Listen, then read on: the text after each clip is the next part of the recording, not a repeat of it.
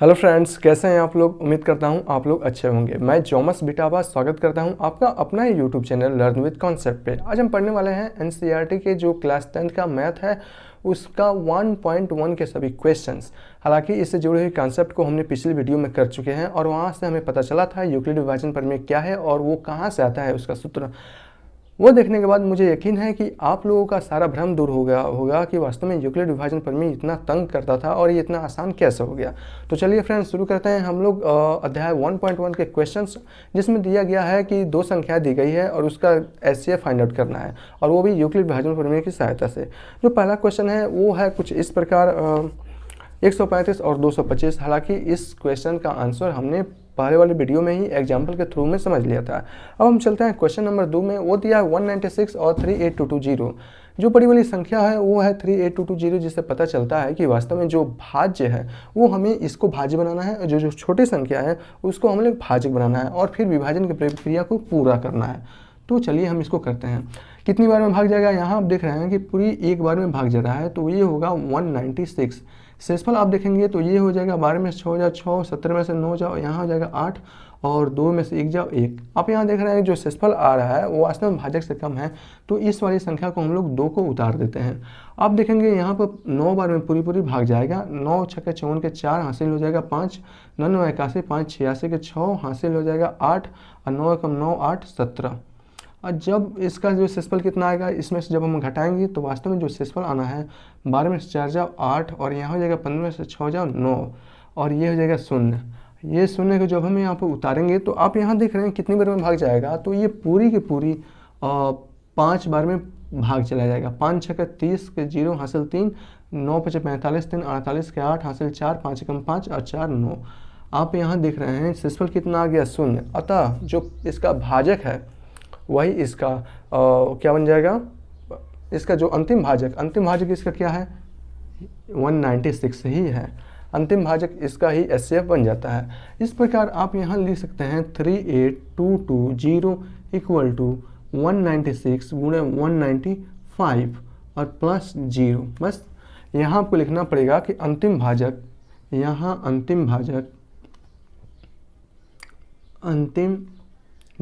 क्या है आपका अंतिम भाजक 196 है। अतः HCF इक्वल टू 196 और यही आपका आंसर हो जाएगा। इस प्रकार हम चलते हैं क्वेश्चन नंबर 3 की ओर।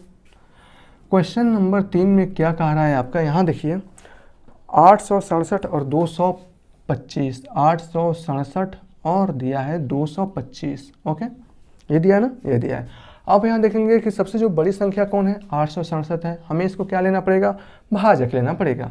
तो हम इस भाज्य लेना पड़ेगा।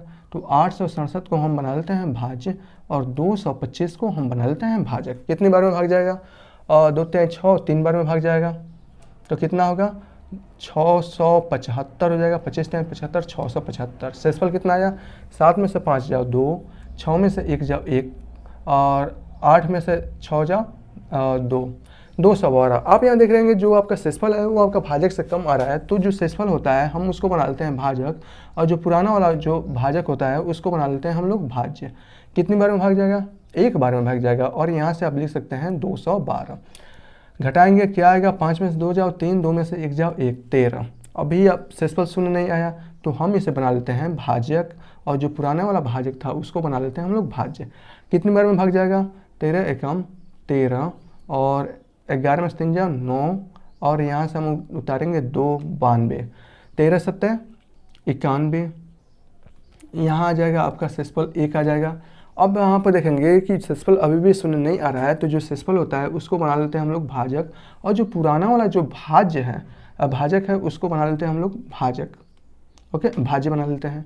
अब ये 13 बार में भाग जाएगा, 13 समय 0। यहाँ पर देखेंगे आपका अंतिम भाजक क्या मिला, यहाँ पर 1 मिला। अतः हम यहाँ पर लिखेंगे यहाँ अंतिम भाजक 1 है, अतः जो HCF होगा वो 1 होगा। यहाँ लिखेंगे यहाँ अंतिम भाजक 1 है, अतः HCF इक्वल टू क्या होगा आपका 1 और यही आपका आंसर होगा। HCF का मतलब होता है हाईएस्ट कॉमन फैक्टर, यानी कि महत्तम समापवर्तक। कहने का मतलब है इन दो संख्याओं आपके पास दी गई है 867 और 225, वो बड़ी से बड़ी संख्या क्या है जो इन दोनों संख्याओं को पूरी पूरी विभाजित करेगी। तो वो संख्या एक ही है, इसके अलावा आप ढूंढिए क्या कोई संख्या है, मिलेगा ही नहीं। मिलती तो यहाँ पर हमें आंसर आ जाती है। इसी प्रकार 196 और 338 में बड़ी से बड़ी संख्या ऐसी क्या है जो इन दोनों संख्याओं को पूरी पूरी विभाजित कर दे, तो वो 196 ही सबसे बड़ी संख्या है जो इन दोनों संख्याओं को पूरी पूरी विभाजित करेगी।